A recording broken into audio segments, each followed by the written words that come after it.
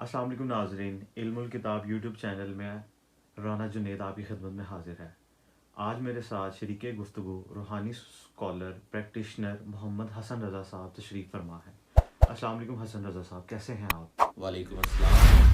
अल्लाह का शुक्र करम। आप कैसे हैं? जी अल्हम्दुलिल्लाह। चलिए सवालों की तरफ चलते हैं। जी जी रूहानी बिल्कुल ज़रूर। रूहानियत से क्या मुराद है?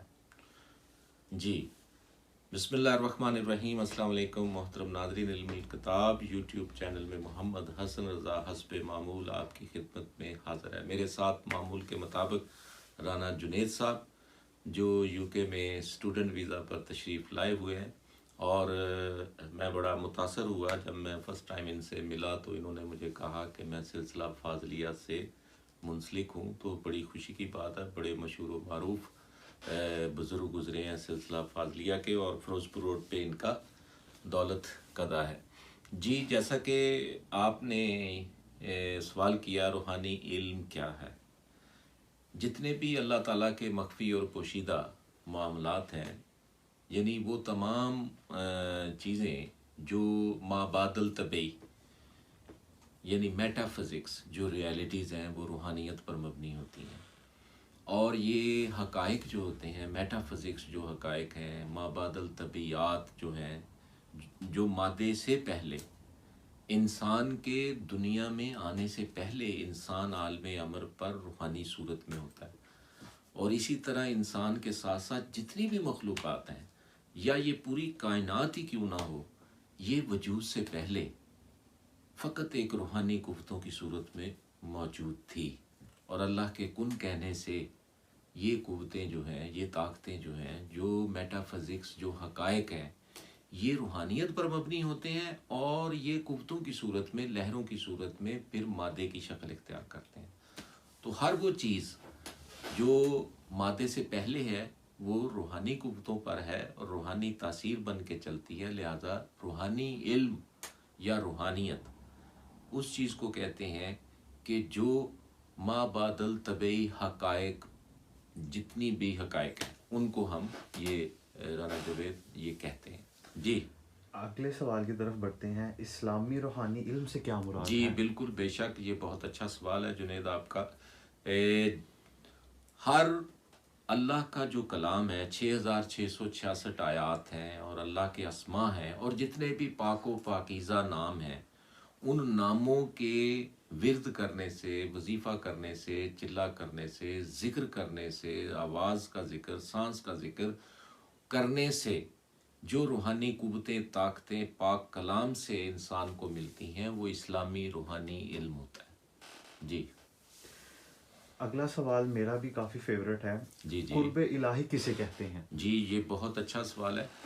अच्छा, अल्लाह हर एक के करीब है, लेकिन हमने अल्लाह के करीब होना है। हमने कैसे होना है? हर वो शख्स अल्लाह के करीब है जो अल्लाह के कानून खुदाबंदी के तहत अपनी ज़िंदगी गुजारता है।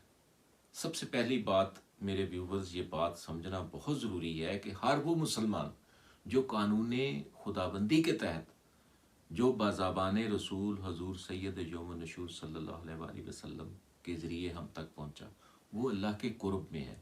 अब रूहानी कुर्ब किस कहते हैं? अब रूहानी तौर पर हर वो रूहानी शख्स अल्लाह के करीब है जो कानून खुदाबंदी के तहत उसका बैठना उठना खाना पीना, उसका बोलना, उसका चलना एतदाल में हो, और फिर वो अल्लाह के कलाम की तासीर भी रखता हो। ऐसे रूहानी शख्स को अल्लाह के कुर्ब में कहा जा सकता है। और वो रूहानी तासीर ही ना रखता हो, बल्कि उस तासीर का इस्तेमाल भी जानता हो, और वो दूसरों पर मुअस्सर भी हो। अगर कोई ज़हनी मामलात के लिए आया है उस पर भी मुअस्सर हो, अगर वो जिस्मानी बीमारियों के लिए आया उस पर भी मुअस्सर हो, अगर किसी की अखलाकी कोई बीमारी है, बातनी बीमारी है, तो उस पर भी मुअस्सर हो। उसको हम अल्लाह के करीब कहेंगे, उसको कुर्ब इलाही समझेंगे कि उसको अल्लाह का कुर्ब हासिल है। जी जुनैद, आप पसंद किया आपने मेरा जवाब? जी जी जी, बेहतरीन। आप अपने व्यूअर्स को ये भी बताते चलें कि कुर्ब इलाही हासिल कैसे किया जा सकता जी, है? ये बहुत ज़रूरी बात है। जैसा कि पहले अभी मैंने कहा कि कुर्ब इलाही का मतलब कानून फितरत और कानून खुदाबंदी के तहत चलने वाला। اچھا یہ پیدائشی طور پر کچھ لوگ ایسے ہوتے ہیں کہ جو فطرتاً قدرتاً قانون خداوندی کے تحت وہ نہ حرام کھاتے ہیں نہ کھانے دیتے ہیں، جھوٹ بولتے نہیں ہیں. کچھ پیدائشی طور پر اللہ تعالیٰ کے قرب و جوار میں لوگ پیدا ہوتے ہیں، وہی لوگ روحانی لوگ بننے کی ان کے اندر صلاحیت ہوتی ہے. اور کچھ لوگ فطرتاً قدرتی اپنی پیدائشی طور پر بہت ساری خباثت لے کر آتے ہیں وہ ہمیشہ. لیکن کچھ لوگ ایسے ہوتے ہیں کہ ان کو چینج کیا جا سکتا ہے، وہ تبدیل ہو سکتے ہیں. کچھ لوگ بالکل جیسا کہ اللہ تعالیٰ نے قرآن پاک میں فرمایا سمن بکمن عمیٌ فاہم لا یرجعون، کچھ اس مصداق پر پیدا ہوئے ہوتے ہیں، اور کچھ کے اندر فلیکسیبلٹی ہوتی ہے، وہ چینج ہو سکتے ہیں ماحول سے، تربیت سے، تبلیغ سے اور صحبت سے. جی اس کے فوائد سے بھی ہمیں آگاہ کریں. جی قرب الہی کا سب سے بڑا فائدہ تو یہ ہے کہ میں نے 2 طرح کے آپ کو انسان بتائے ہیں کہ کچھ لوگ ایسے روحانی لوگ جو قانون خداوندی کے تحت زندگی گزارتے ہوں اور پھر اللہ کے کلام کی طاقت بھی رکھتے ہوں، اس طاقت کو دوسروں پر مؤثر بھی کر سکتے ہوں. تو لا محالہ جو اللہ کے کلام کی تاثیر رکھتا ہے وہ ذہنی بیماریوں کا بھی علاج کر سکتا ہے، جسمانی بیماریوں کا بھی علاج کر سکتا ہے، اور انسان کے اخلاقی امراض پر بھی اس کی نگاہ پڑ جائے تو وہ پلک جھپکنے میں انسان کی طبیعت پر، انسان کے ذہن پر اثر انداز ہوتے ہیں، اور ایسے لوگ برائی کو چھوڑ کر اچھائی کی طرف آتے ہیں. جی انشاءاللہ. اب میں آپ سے اپنا آخری سوال کروں گا کہ قرب الہی سے ہم دوسروں کو کیسے فائدہ دے سکتے ہیں؟ یہی جو میں نے ابھی آپ کو بتایا کہ سب سے پہلے تو آپ اللہ کے قریب، اللہ سب کے قریب ہے، شرح کے قریب ہے، ہم نے اس کے قریب ہونا ہے.